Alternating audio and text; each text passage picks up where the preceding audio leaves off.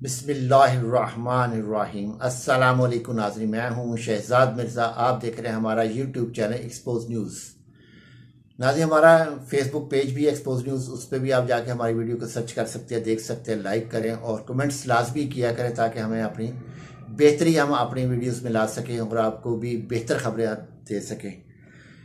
नाज़रीन, आज जो है इलेक्शन कमीशन ऑफ पाकिस्तान ने PDM की जो है हुकूमत है उसकी नींदों को इसने हराम कर दिया है और उनको ख़तरात में डाल दिया है और उनके लिए मसाइल, बेहद मसाइल पैदा कर दिए हैं। इलेक्शन कमीशन ने एक डाटा जारी किया है जिसमें उसने वोटर्स की तादाद, उम्र और तादाद के हवाले से बताया है कि इस वक्त क्या है। ये डाटा आज कल हुआ है और इसके आपको बता दें कि इस डाटा के अंदर क्या है। इलेक्शन कमीशन के डाटा के मुताबिक 18 से 45 साल के जो लोग हैं उनकी तादाद 8 करोड़ 34 लाख है। इस तरह इनकी तादाद, इनकी जो फीसद बनती है वो 86% हैं, जो कि नौजवानों की तादाद है। फिर आ जाते हैं 18 से 25 साल, इनकी तादाद 2 अशारिया यानी 2.5 करोड़ है, 2.5 करोड़ है और 2.5 करोड़ के करीब है और इनकी फीसद बनती है 18% बनती है। फिर 26 से 35 साल है, 3 करोड़ अफराद हैं और 36 से 45 साल के जो हैं वो 2.25 करोड़ हैं। तो नाज़रीन, जो 18 से 25 साल के लोग, नौजवान लड़के हैं, वो पहली दफ़ा वोट कास्ट करेंगे।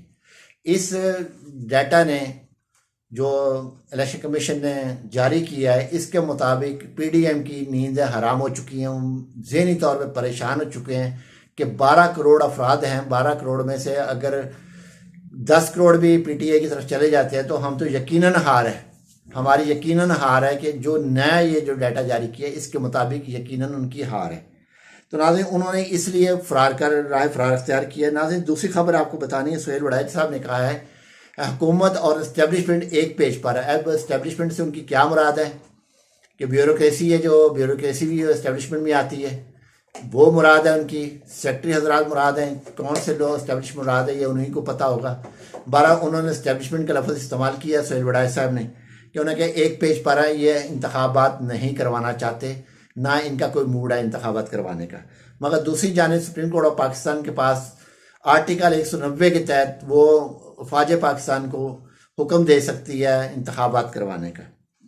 तो नाज़रीन, दूसरी यह है, अब्दुल कादिर साहब, फरहान कादिर साहब हैं जो कि शहबाज शरीफ के भी वकील हैं, हुकूमत के भी, वफाकी हुकूमत के भी वकील हैं, इलेक्शन कमीशन के भी वकील हैं। और उन्होंने कहा है कि एक TV प्रोग्राम में रात में उन्होंने कहा सुप्रीम कोर्ट वज़ीर आज़म को अदालत में तलब करके दिखाई, यानी कि खुली खुली धमकी दी है सुप्रीम कोर्ट ऑफ पाकिस्तान को कि सुप्रीम कोर्ट की बस की बात नहीं है, वज़ीर आज़म जो है शहबाज शरीफ को बुला लिया जाए। क्योंकि बनाना रिपब्लिक इन्होंने इस वक्त बनाया हुआ है, in law and order Pakistan में नहीं है, सिविल मार्शल लॉ लगा हुआ है मुकम्मल तौर पर। किसी को बोलने की इजाज़त नहीं है, किसी को कुछ कहने की इजाज़त नहीं है, जो ये कहेंगे वो होगा, इसके अलावा कुछ नहीं होना। तो नाज़रीन, इस तरीके से जो है पीपल्स पार्टी जो है वो विकेट के दोनों तरफ खेल रही है। आसिफ अली जरदारी विकेट के दोनों तरफ खेल रहे हैं क्योंकि वो सियाना बनता है बहुत ज़्यादा कि मेरा किसी को पता नहीं चलेगा, मगर अवाम इस वक्त उससे ज़्यादा सियानी है।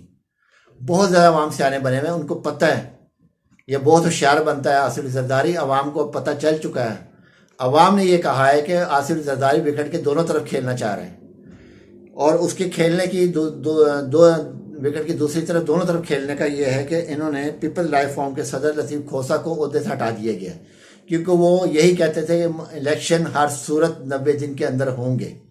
क्योंकि दो ही वकला इस वक्त सबसे ज़्यादा अग्रेसिव थे, एक इत्तेज़ाज़ असद साहब, दूसरा लतीफ़ खोसा साहब। और उन्होंने पीपल्स लाइफ फॉर्म जो है उसके जो सदारत से उनको हटा दिया है क्योंकि ये इंतखाबात की बात करते थे। आसिफ जरदारी का चेहरा खुल के सामने आ गया कि ये भी इंतखाबात नहीं चाहता, ये सिर्फ और सिर्फ जो है विकेट के दोनों तरफ खेल के मज़े ले रहा है। तो नाज़रीन, तीसरी खबर जो है हम देनी है कि मरियम नवाज़ और फजल रहमान की मीटिंग हुई है, उसमें उन्होंने तय पाया अदारों को मुकम्मल तौर पर सख्ती से हिदायत की है कि मैं मुल्क से जा रही हूँ। पीछे से आपने इमरान खान को हर तरीके से हर मुमकिन कोशिश करनी है, गिरफ्तार करके इसको जेल में डालो, क्योंकि ये जब तक बाहर है हम इलेक्शन नहीं जीत सकते, ना कोई चांस है जीतने का, ना आवाम हमारे पीछे आते हैं, ना कोई हमारा कोई वो प्रोग्राम सुनता है, ना हमारा कोई जलसे में आता है, ना हमारा कन्वेंशन कामयाब हो रहा है। और यही हालत इस वक्त ये हालत है। तो जब इंतखाबात होंगे तो हमारे कैंप भी खाली होंगे, कौन आएगा हमें वोट देने के लिए?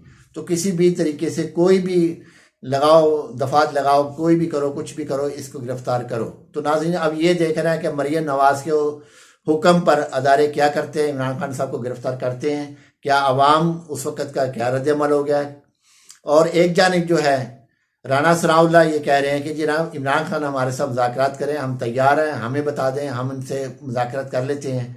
तो राना साहब, इमरान खान साहब गुज़िश्ता एक बरस से यही आपसे कह रहे थे, आओ बैठो, इलेक्शन की तारीख दो, इंतखाबात की तारीख दो, इंतखाबात कराओ और ख़त्म बात। उनका वन एजेंडा प्रोग्राम है इमरान खान साहब का। वो कोई ऐसा चीज़ नहीं मांग रहे कि इलेक्शन कमीशन की तब्दीली नहीं चाहते, किसी के इंटरफेरेंस नहीं चाहते, किसी को कुछ नहीं कह रहे। वो सिर्फ ये कह रहे हैं कि इंतखाबात कराओ वक्त पे 90 दिन के अंदर। उनका एक एजेंडा है।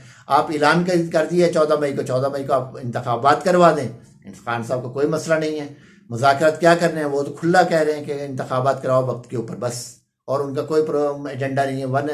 One agenda, one point agenda है उनका कि इंतखाबात करवाओ। ना वो इलेक्शन कमीशन की तब्दीली चाहते हैं, ना रिटायरिंग ऑफिस पे उनको कोई मसला है, ना किसी और चीज़ को कोई उनको मसला है। किसी चीज़ पे कोई मसला नहीं है। उनको मसला सिर्फ है इंतखाबात की जो तारीख दी गई है उस पर आप इंतखाबात करवा दें, बस। इसके अलावा कुछ नहीं वो चाहते। आपका मुज़ाकरात करने का फ़ायदा भी कोई नहीं है। तमाम हर रोज़ वो यही कहते हैं कि इंतखाबात वक्त पे करवाएं। नाज़रीन, वीडियो अच्छी लगे शेयर करें, लाइक करें, हमारे चैनल सब्सक्राइब करें। शुक्रिया।